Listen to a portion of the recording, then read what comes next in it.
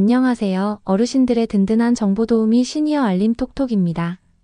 오늘은 시니어분들에게 도움이 되는 정말 특별한 소식을 가지고 왔어요.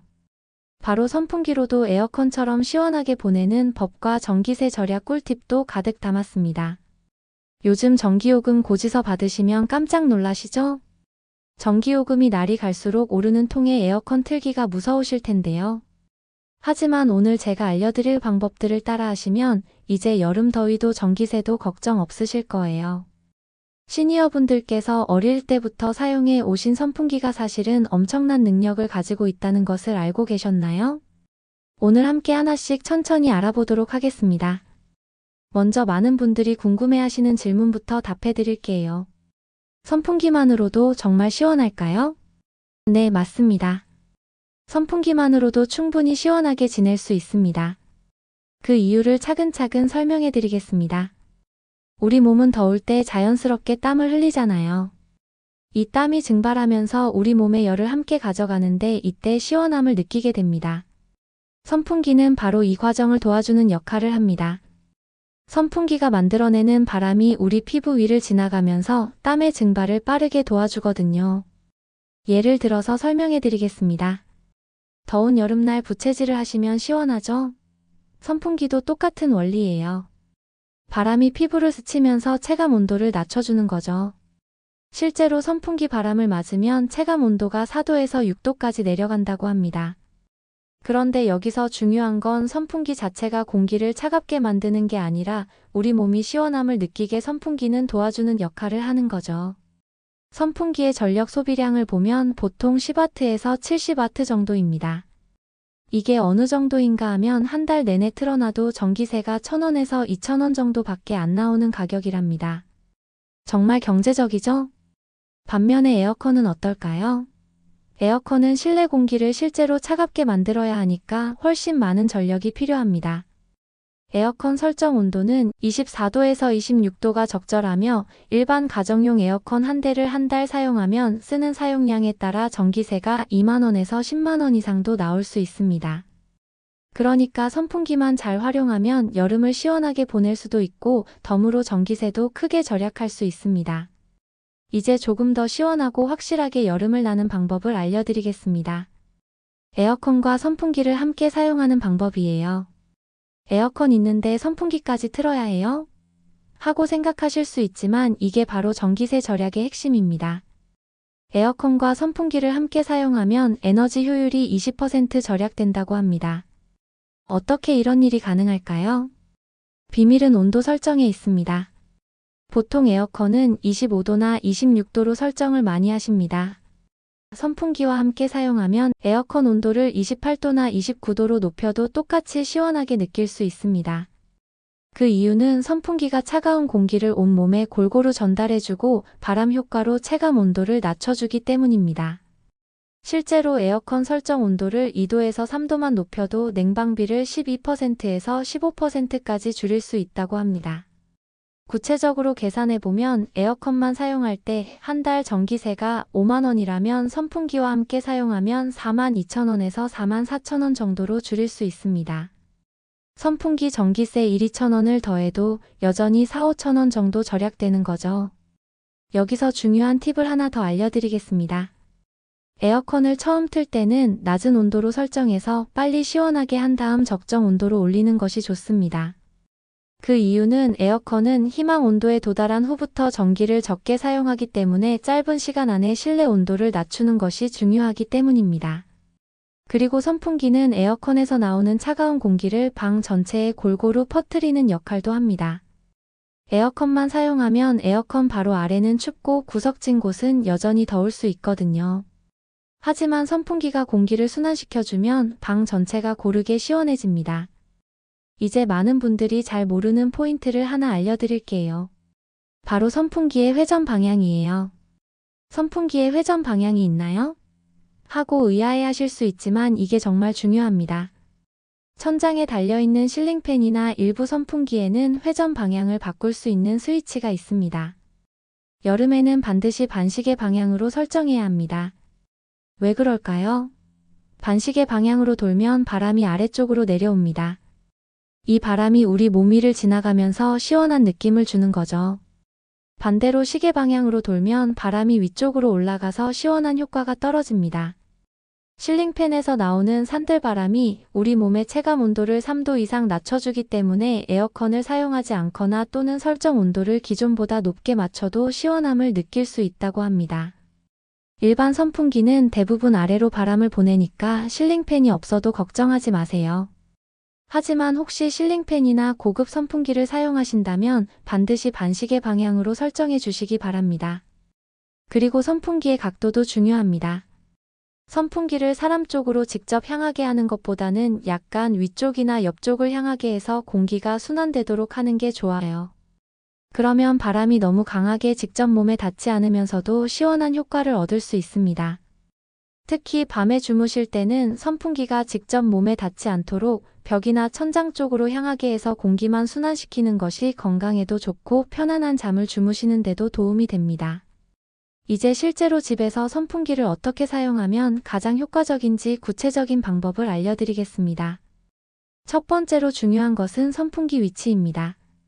많은 분들이 선풍기를 그냥 방 가운데 놓고 사용하시는데 이보다는 창문 근처나 문가 근처에 두는 게 훨씬 좋습니다. 특히 아침이나 저녁처럼 바깥 공기가 실내보다 시원할 때는 창문을 열고 선풍기로 바깥 공기를 안으로 들여보내면 자연 냉방 효과를 얻을 수 있습니다. 반대로 한낮에는 바깥이 더 덥잖아요. 이때는 선풍기를 창문 쪽으로 향하게 해서 실내의 더운 공기를 밖으로 내보내는 것이 좋습니다. 이렇게 하면 맞바람 효과를 이용해서 실내 온도를 낮출 수 있습니다. 두 번째는 풍량 조절입니다. 선풍기를 항상 최대 풍량으로 틀어야 한다고 생각하시는 분들이 많은데 그렇지 않습니다. 2단계 정도로 설정하는 것이 가장 효율적이에요. 전력 소비는 줄이면서도 시원함은 충분히 느낄 수 있거든요. 세 번째로 기억하셔야 할 것은 선풍기는 사람이 있을 때만 사용하는 것입니다.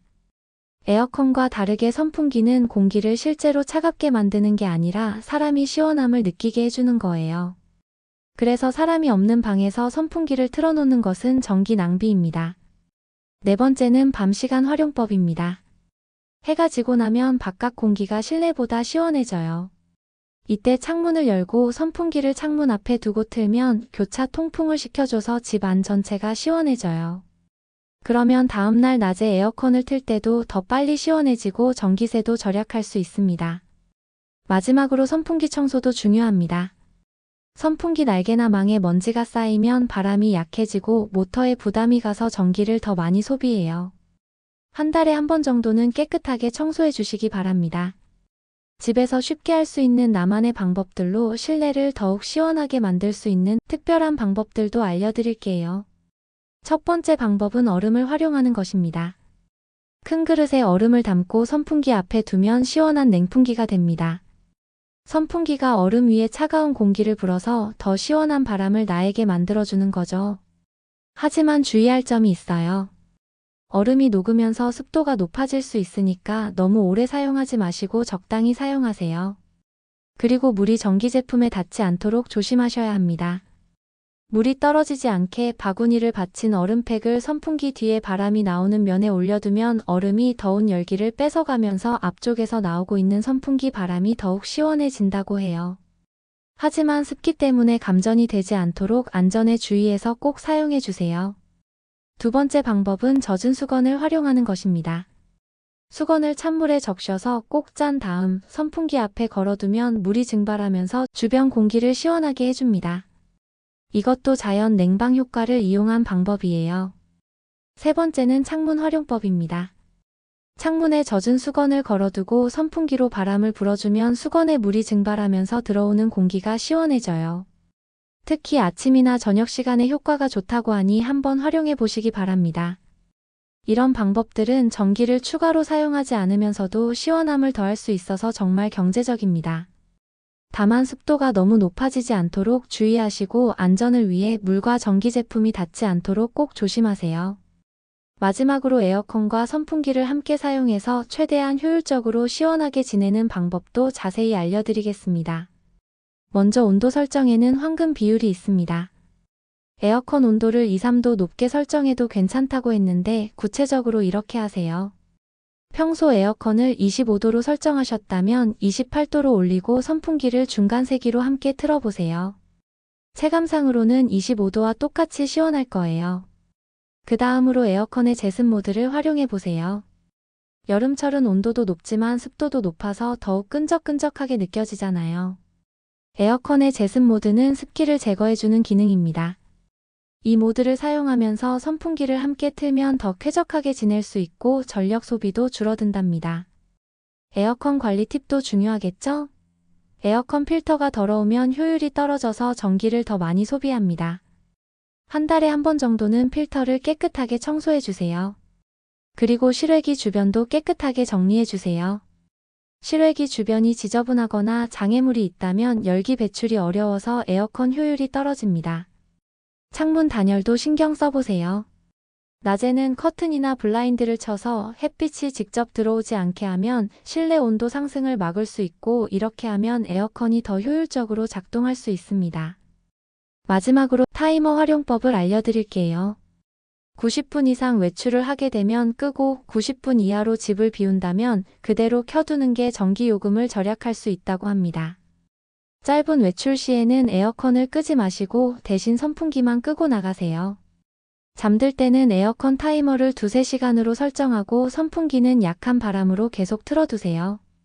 에어컨이 꺼진 후에도 선풍기가 공기를 순환시켜줘서 아침까지 쾌적하고 시원하게 잠들 수 있습니다. 오늘 알려드린 내용들을 한번 정리해 보겠습니다. 첫 번째, 선풍기는 우리 체감으로 시원함을 주는 정말 효과적인 도구라는 것을 기억하세요. 에어컨보다 전기를 훨씬 적게 사용하면서도 충분히 시원하게 지낼 수 있습니다. 두 번째, 선풍기 위치와 풍속을 잘 활용하면 여름철 전기세를 크게 절약할 수 있어요. 창문 근처에 두고 중간 세기로 사용하는 것이 가장 효율적입니다. 세 번째, 에어컨과 선풍기를 함께 사용하면 더 큰 효과를 얻을 수 있어요. 에어컨 온도를 2~3도 높여도 똑같이 시원하고 전기세는 15%까지 절약할 수 있습니다. 네 번째, 얼음이나 젖은 수건을 활용한 나만의 냉풍기도 추가로 시원함을 더해줄 수 있어요. 하지만 안전을 위해 물과 전기 제품이 닿지 않도록 주의하시기 바랍니다. 시니어 여러분, 이 모든 팁들을 잘 활용하시면 더위는 덜하고 전기세는 확실히 줄일 수 있습니다. 건강하고 시원한 여름 보내시길 바라며 오늘 영상이 도움이 되셨다면 좋아요와 구독 부탁드립니다. 저는 다음에도 좋은 정보로 찾아뵙겠습니다. 시니어 알림톡톡이었습니다. 감사합니다.